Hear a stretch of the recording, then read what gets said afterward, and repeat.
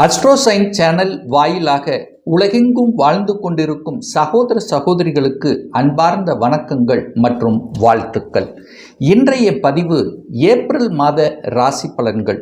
முதலில் ஏப்ரல் மாதத்துக்குரிய கிரக நிலைகளை பார்க்கலாம். அதன்படி பார்க்கும் பொழுது ரிஷபமனையில் குரு பகவானும் இந்த செவ்வாய் பகவான் மிதுனமனையில் அமைந்திருக்கார் அல்லவா. வருகின்ற ஏப்ரல் மாதம் 3ஆம் தேதியன்று செவ்வாய் பகவான் கடகமனைக்கு பயிற்சியாகிறார். கன்னிமனையில் கேது பகவான் வீற்றிருக்க மீனமனையில் பார்த்தீங்கன்னா 5 கிரகங்கள் இணைவு பெற்றிருக்கு. அதன்படி பார்க்கும் பொழுது சூரிய பகவான், ராகு பகவான், சுக்கிரன் வக்ரம் பெற்று, புதன் பகவான் வக்ரம் பெற்று, சனி பகவான், இந்த 5 கிரகங்கள் மீனமனையில். இதில் பார்க்கும் பொழுது 7ஆம் தேதி, அதாவது ஏப்ரல் மாதம் 7ஆம் தேதி என்று புதன் பகவான் வக்ர நிவர்த்தி அடைகிறார். அதை போலவே சுக்கிர பகவானும் வக்ர நிவர்த்தி அடைகிறார் 13ஆம் தேதி, ஏப்ரல் 13ஆம் தேதி. சூரிய பகவானுடைய பெயர்ச்சியானது ஏப்ரல் மாதம் 14ஆம் தேதி மீனத்திலிருந்து மேசமனைக்கு பயிற்சியாகிறார். ஸோ இந்த கிரக அமைப்புகளை வைத்துக்கொண்டு இந்த ஏப்ரல் மாதத்தில் என்ன மாதிரியான பலன்கள், சாதகம் என்ன, பாதகம் என்ன, எதை செய்யலாம், எதை செய்யக்கூடாது, என்ன மாதிரியான தெய்வ வழிபாடு இந்த ஏப்ரல் மாதம் உகந்தது என்பதை பற்றித்தான் இந்த பதிவில் நம்ம டீட்டெயிலாக பார்க்க போகிறோம்.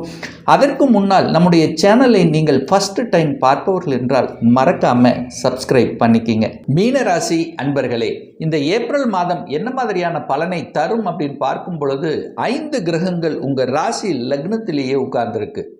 அப்போ உங்கள் ராசிநாதன் 3ஆம் இடமான முயற்சி ஸ்தானத்தில் உட்கார்ந்துருக்கு.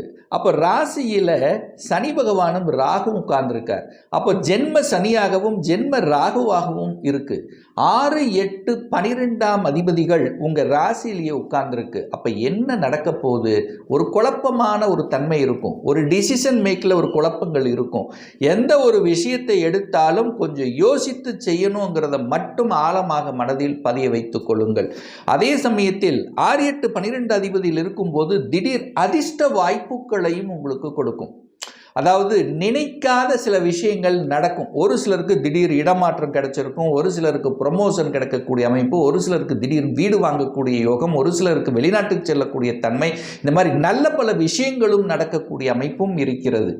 ஆனால் என்ன, உங்கள் ராசியிலேயே, அதாவது 7.5 சனியில் ஜென்ம சனியாக இருக்கும் பொழுதும் ஜென்ம ராகுவாக இருக்கும் பொழுது என்ன, மனதை சில சமயங்களில் மறைத்து விடும். பிரம்மாண்டமான ஒரு திங்கிங்கை கொடுத்து அதை செய்யலை இதை செய்யலைன்னு இறக்கி விட்டு அதில் ஒரு சிக்கலை கொடுக்கக்கூடிய தன்மை இருக்கிறதுனால கொஞ்சம் யோசிக்கணும் அப்படின்னு நான் சொல்கிறேன். இந்த மாதம் 6, 8, 12 அதிபதிகள், அதாவது 6ங்கிறது கடன், நோய், எதிர்ப்பு, பகை, வம்பு, வழக்கு அப்படின்னு சொல்லுவோம். 8ங்கிறது வலி, வேதனை, துக்கம், துயரம், அசிங்கம், அவமானம் சொல்லுவோம். 12 விரயம்னு சொல்லுவோம். ஸோ இதெல்லாம் உங்கள் ராசியில் போய் உட்கார்ந்துருக்கு. அப்போ என்ன, ஒரு நெகட்டிவ் எண்ணங்களை கொடுக்கும்லவா. அப்போ என்ன, பாசிட்டிவ் எண்ணங்களை வளர்த்து கொள்ள வேண்டும் இந்த மீனராசி என்பர்கள். அதாவது குறிப்பாக சொல்ல போனால் நெகட்டிவ் உணர்வுகளை தவிர்த்து விட்டு பாசிட்டிவ் உணர்வுகள், அதாவது நடக்கும், நல்லதே நடக்கும் அப்படிங்கிற தன்மை எடுத்துக்கணும் அப்படிங்கிறதான் இந்த இடத்துல சொல்கிறேன்.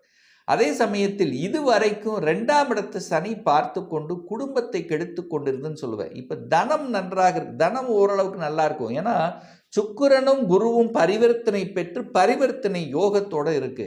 அப்போ என்ன நடக்க போகுது? பணம் உண்டு, பணத்தில் எந்த பிரச்சனை ஏற்படுத்த போவதில்லை. உங்கள் மாசத்துக்கு வர வேண்டிய பணம் உண்டு. ஆனால் பணம் கையாளுகின்ற விஷயத்தில் கவனமாக இருக்கணும். ஏன்னா உங்கள் மனதை மறைத்து எதையாவது ஒன்று பண்ணி முன்பின் தெரியாத கொடுத்துட்டு ஒரு தொழிலை ஆரம்பிக்கிற, யாரோ கேட்டாங்க அப்படின்னு சொல்லிட்டு கூட்டு தொழிலை செய்கிற, அதை செய்கிற, இதை செய்கிற அப்படின்னு சொல்லிட்டு இந்த மாதிரி என்ன ஓட்டங்கள். ராகன்னா யாரு? பிரம்மாண்டம், பிரம்மாண்டமான ஒரு திங்கிங்கை கொடுப்பார், பிரம்மாண்டமான ஒரு தன்மையை கொடுத்து அப்புறம் கொண்டு போய் சிக்கிட்டு ஏமாறக்கூடிய தன்மையை கொடுத்துரும். ஸோ அதனால தான் நான் என்ன சொல்கிறேன்னா, இந்த மீனராசி அன்பர்கள் பொதுவாகவே ஜென்ம சனி நடக்குகின்ற காலத்தில், ஜென்ம சனி என்னன்னு புரிஞ்சுக்குங்க. அதாவது உங்கள் ராசி மீனம், உங்கள் ராசியின் மேலே சனி பகவான் வந்து அமரப்போகிறார். சனிங்கிறது யார்? ஒரு இருட்டு கிரகம். அப்போது சந்திரன் என்கின்ற ஒளி பொருந்திய அந்த சந்திரன் மேலே இருட்டு கிரகம் வந்து உட்காரும் போது என்ன ஆகும்னா, உங்கள் ஒளியை, அந்த சந்திரனுடைய ஒளியை மறைக்கிறது. அப்போ சந்திரன் மனதை மறைக்கிறது, மனதை தடுமாற்ற செய்யும், மனதை எடுக்கக்கூடிய டிசிஷன் தப்பாகும், மனம் நல்லா இருக்காது, மனதில் சில குளறுபடிகளை ஏற்படுத்தும். அப்படிங்கிற தன்மை இருக்கிறதுனால தான் நான் சொல்கிறேன், கொஞ்சம் யோசிக்கணும், யாரையும் நம்பக்கூடாது இந்த காலகட்டத்தில். ஏன்னா மனசு நல்லா இருக்காது, உங்களுக்கு எவ்வளவு கொடுத்தாலும் ஒரு சாட்டிஸ்ஃபேக்ஷன் இருக்காது, ஏதாவது ஒரு குறை சொல்லக்கூடிய தன்மையை உருவாக்கி கொண்டிருக்கும். அதனால தான் சொல்கிறேன், பாசிட்டிவ் எண்ணங்களை வளர்த்து கொள்ள வேண்டும் அப்படின்னு சொல்கிறேன். சரி, 3ஆம் இடத்தில் குரு உட்கார்ந்துருக்கார். குரு நல்லது பண்ணுவார். உங்கள் ராசி அதிபதி 3ஆம் இடத்தில் அமர்ந்து கொண்டு 7ஆம் இடத்தையும் 9ஆம் இடத்தையும் லாபஸ்தனத்தை பார்க்கறது ஒரு நல்ல அமைப்பு. குரு பார்த்தால் கோடி நன்மை. இப்போ பாக்கியத்தை பார்க்குது. இதுவரைக்கும் பாக்கியஸ்தானத்தை பார்த்து சனி கெடுத்துட்டு இருந்த விஷயங்கள் இப்போ நல்லா இருக்குது. நல்ல பாக்கியம் கிடைக்க போகிறது. தகப்பனால சில நன்மைகள் நடக்கக்கூடிய ஒரு மாதமாக அமையும் இந்த மாதம். அதாவது குறிப்பாக சொல்ல போனால், இந்த ஏப்ரல் மாதம் 14க்கு அப்புறம் சூரிய பகவான் 2ஆம் இடத்தில் அமர்ந்து கொண்டு உச்ச பலத்தோட வலிமையாக இருக்க போகிறார். அப்போ சூரியன் வலுப்பெற்றால் என்ன நடக்கும்? அரசு காரியங்களில் வெற்றி உண்டாகும். சூரியனுங்கிறது தகப்பன் மூலமாக நன்மை நடக்கக்கூடிய தன்மை. ஒரு சிலருக்கு திடீர் அதிகார பதவிகள் கிடைக்கும். அதாவது ஒரு ஒரு ப்ரமோஷன் கிடைக்கக்கூடிய தன்மை. அப்போ அந்த இடம் டிஃப்ரெண்ட்டாக இருக்குமா? அப்போ அங்கே கையாளக்குன்ற விஷயத்தில் கொஞ்சம் அலைச்சல் திருச்சல் டென்ஷனை கொடுத்தாலும் ப்ரமோஷனை கொடுக்கக்கூடிய தன்மை. ஸோ இதெல்லாம் உண்டு. State government, central government. ஏன்னா சூரியனுங்கிறது ஆளுமை தன்மை அல்லவா? ஆளுமை தன்மைங்கிறது பிரகாசிக்கக்கூடிய ஒரு நல்ல மாதமாக அமையும். 4ஆம் அதிபதியாக இருக்கக்கூடிய, அதாவது சுகத்தை கொடுக்கக்கூடிய புதன் பகவான் உங்கள் ராசியிலேயே உட்கார்ந்து நீச்சமாகி, அது நீச்ச பங்கமாகி இருக்கக்கூடிய தன்மையில் இருக்கிறதுனால, புதன் ராகுவோடு சேர்ந்து இருக்கிறதுனால தாய் சார்ந்த விஷயங்கள், ஹெல்த் சம்மந்தப்பட்ட விஷயத்தில் கொஞ்சம் அக்கறை எடுத்துக்கணும். புதனுங்கிறது டாக்குமெண்ட்டுக்கு காரகன். அந்த டாக்குமெண்ட்டுக்கு காரக கிரகமான புதன் பகவான் ராகுவோடு இணைகிறதுனால டாக்குமெண்ட் விஷயத்திலும் கவனமாக இருக்கணும். ஏன்னா உங்களுக்கு கண்ணுக்கு தெரியாமல் மறைந்துள்ள சில விஷயங்கள் உங்களுக்கு தெரியாமையே போயிடும். அப்போ நல்லா படித்து பார்க்கணும். எங்கே கையெழுத்து போட்டாலும் யாருக்கு ஷூரிட்டி கையெழுத்து போடக்கூடாது. டாக்குமெண்ட், ஒரு வீடு வாங்கினாலும் இடம் வாங்கினாலும் டாக்குமெண்ட் பர்ஃபெக்டாக இருக்காங்கிறது 100% செக் பண்ணணுங்கிறத ஞாபகத்தில் வைத்து கொள்ளுங்கள். இந்த மீனராசி அன்பர்கள், குழந்தைகள் நலன் நன்றாக இருக்குமா? நல்லா இருக்க போகுது. குழந்தைகள் நலன் நன்றாக இருக்க போகிறது. நல்லா படிக்க போகிறாங்க. என்ன, இந்த ஜென்மசனியாக இருக்கிறதுனால அதை படிக்கலாமா இது படிக்கலாமா, இந்த ஒரு குழப்பம் என்பது உங்களுக்கு ஏதாவது ஒரு வகையில் இந்த மீனராசி என்பவர்களுக்கு ஏற்படுத்தும். அப்போ நல்ல குருமார்கள், நல்ல ஆலோசகர்களை ஆலோசனை செய்து நம்ம எடுத்துக்கிறது நல்லது என்பதை மனதில் பதிய வைத்துக் கொள்ளுங்கள். இந்த மீனராசி என்பவர்கள் எந்த கோர்ஸ் எடுக்கலாங்கிறது குழப்பம் வந்துடும். கண்டிப்பாக குழப்பம் வரும். இதை படிக்கலாமா அதை படிக்கலாமா, இந்த கோர்ஸ் எடுத்து படிக்கலாமா இல்லை. அப்போது உங்களுக்கு எது படிக்கக்கூடிய கொடுப்பினை இருக்கிறதுங்கிறது தீர்மானம் செய்து கொண்டு ஒரு நல்ல குருமார்களுடைய ஆலோசனை பெற்று ஒரு கோர்ஸ் எடுக்கிறது புத்திசாலித்தனம் என்பதை மனதில் பதிய வைத்து கொண்டு செயல்படுத்துங்கள்.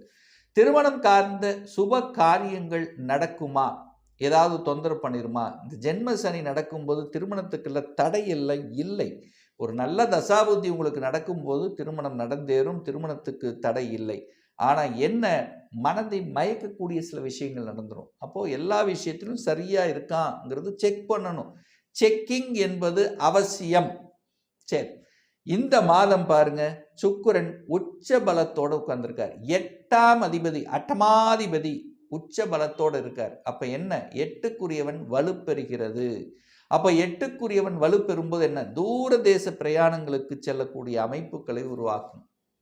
உங்கள் ஊரை விட்டு, உங்கள் வீட்டை விட்டு, உங்கள் மாநிலத்தை விட்டு வெளியே செல்லக்கூடிய அமைப்பு, வேலை விஷயமாகவோ தொழில் விஷயமாகவோ டிராவல் பண்ணக்கூடிய அமைப்புங்கிறது இந்த மாதம் சிறப்பு பெறும். இந்த மீனராசி அன்பர்களுக்கு 8க்குரியவன் வலுப்பெறும் போது திடீர் அதிர்ஷ்ட வாய்ப்புகளும் உங்களுக்கு கிடைக்கும்.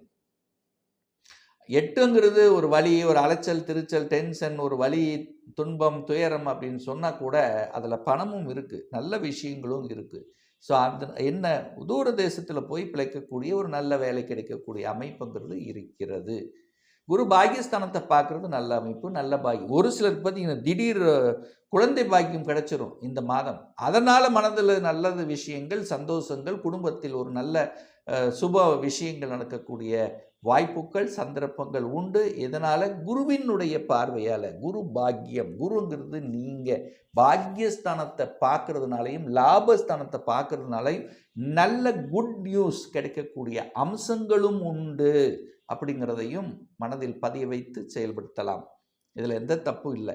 ஆனால் என்ன, இந்த மீனராசி என்பவர்கள் வேலை அப்படின்னு எடுத்துக்கிட்டால் சாட்டிஸ்ஃபேக்ஷன் கிடைக்காது. வேலை மாறணும்னா இன்னொரு வேலையை அமைச்சிக்கிட்டு தான் மாறணும்.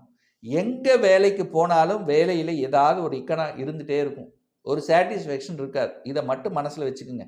இந்த மீனராசி என்பவர்கள் வருகின்ற ஒரு 2 வருஷத்துக்கு இந்த ஜென்ம சனி இருக்கிற வரைக்கும் வேலையில் திருப்தி இருக்காது. ஒரே பாயிண்ட், வேலையில் திருப்தி இருக்காது. வேலை மாறணும்னா இன்னொரு வேலையை அமைச்சுக்கிட்டு மாறுங்க. அதுதான் புத்திசாலித்தனம். கோபம், டென்ஷன், ஆக்ரோஷப்பட்டு திடீர்னு வேலையை விட்டுட்டு அதுக்கப்புறம் தேடுதுங்கிறது அறவே கூடாது என்பதை ஞாபகத்தில் வைத்துக் கொள்ளுங்கள்.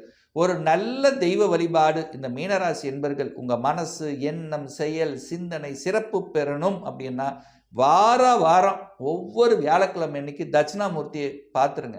அவரை பார்த்துட்டாலே நல்லா இருக்க போறீங்கன்னு அர்த்தம். ஏன்னா உங்களை ஆக்டிவேட் பண்ணுறது உங்கள் ராசிநாதன், லக்னநாதன் குரு பகவான். அந்த குரு பகவானை நீங்கள் வாரத்துக்கு ஒரு முறை சென்று வழிபடும் போது உங்கள் மனசு, எண்ணம், செயல், சிந்தனைகள் சிறப்பு பெறுங்கிறதுல எந்தவித மாற்று கருத்தும் கிடையாது. இப்போ நம்ம பார்த்தது கோச்சார ரீதியான இந்த ஏப்ரல் மாதத்துக்குரிய ஒரு பொதுவான பலன்கள். ஒரு துல்லிய பலன் வேணும் அப்படின்னா உங்கள் ஜாதகத்தில் கிரகங்கள் எப்படி இருக்குது, என்ன மாதிரியான ஆதிபத்தியம் பெற்றிருக்கு, எத்தனை டிகிரியில் அமர்ந்திருக்கு, இப்போ நடப்பு தசா புத்தி அந்தரம் சூட்சுமம் வாயிலாக நீங்கள் கேட்கக்கூடிய எந்த கேள்வியாக இருந்தாலும் இந்த 2025 சொந்த தொழில் செய்வதற்கான விதி கொடுப்பினை நம்மளுடைய ஜாதகத்தில் இருக்கிறதா, அப்படி இருக்கக்கூடிய பட்சத்தில் எப்போ நம்ம சொந்த தொழிலை ஆரம்பிக்கலாம், எந்த கோர்ஸ் படித்தா நல்லது என்கின்ற விதி நம்முடைய ஜாதகத்தில் இருக்குது, எந்த கோர்ஸ் படித்தா நம்முடைய ஃப்யூச்சர் நன்றாக இருக்கும், திருமணம் தடைப்பட்டு கொண்டே இருக்கிறது, எப்போ தான் நமக்கு திருமணம் நடக்கும், எப்போ நமக்கு குழந்தை பாக்கியம் கிடைக்கும், எப்போ நம்ம வீடு கட்டலாம், எப்போ நமக்கு ப்ரமோஷன் கிடைக்கும், இது போன்ற கேள்விகளுக்கும் துல்லியமான பதிலை நம்மால் கூற முடியும். ஒரு பர்சனல் கன்சல்டேஷன் எடுத்துக்கணும், சுய ஜாதகம் பார்க்கணும் என்று விருப்பமுடைய அன்பர்கள் டிஸ்பிளே தெரியக்கூடிய நம்பருக்கு ஃபோன் மூலியமாகவோ வாட்ஸ்அப் மூலியமாகவோ தொடர்பு கொண்டு நேரடியாகவோ அல்லது ஆன்லைன் மூலமாகவோ கன்சல்டேஷன் எடுத்துக்கலாம். நேரடியாக கன்சல்டேஷன் எடுத்துக்கணும் அப்படிங்கிறவங்க நம்முடைய ஆஃபீஸ் கோயம்புத்தூரில் அமைந்துள்ளது. அதாவது கோயம்புத்தூரிலிருந்து மேட்டுப்பாளையம் செல்லும் வழியில் வெள்ளக்கிணர் பிரிவு பக்கத்தில், அதாவது அன்னபூர்ண ஹோட்டலுக்கு அருகில் அமைந்துள்ளது. பிரியர் அப்பாயின்மெண்ட் வாங்கி நேரடியாக ஆலோசனை எடுத்துக்கலாம். ஆன்லைன் மூலமாக கன்சல்டேஷன் எடுத்துக்கவங்க வாட்ஸ்அப்பில் உங்களுடைய பெயர், தற்போது வசிக்கும் இடத்தை குறிப்பிட்டு அப்பாயின்மெண்ட் வாங்கி கன்சல்டேஷன் எடுத்துக்கலாம். இந்த பதிவு நிச்சயமாக ஏதாவது ஒரு ரூபத்தில் உங்களுக்கு யூஸ்ஃபுல்லாக இருக்குங்கிறதுல எந்தவித மாற்று கருத்தும் கிடையாது. நம்ம சேனலை நீங்கள் ஃபர்ஸ்ட் டைம் பார்ப்பவர்கள் என்றால் மறக்காம சப்ஸ்கிரைப் பண்ணிக்கிங்க. பக்கத்தில் இருக்கக்கூடிய பெல் பட்டன் மற்றும் ஆல் நோட்டிஃபிகேஷனை கிளிக் பண்ணும்போது நான் போடக்கூடிய அடுத்தடுத்த பதிவுகள் உங்களுடைய நோட்டிஃபிகேஷனில் வந்து சேரும். இந்த ராசி நட்சத்திர நேயர்கள் அனைவரும் வாழ்க வளர்க வளமுடன் என்று எனது வாழ்த்தினை தெரிவித்துக் கொண்டு விடைபெறுகிறேன். நன்றி, வணக்கம், வாழ்த்துக்கள்.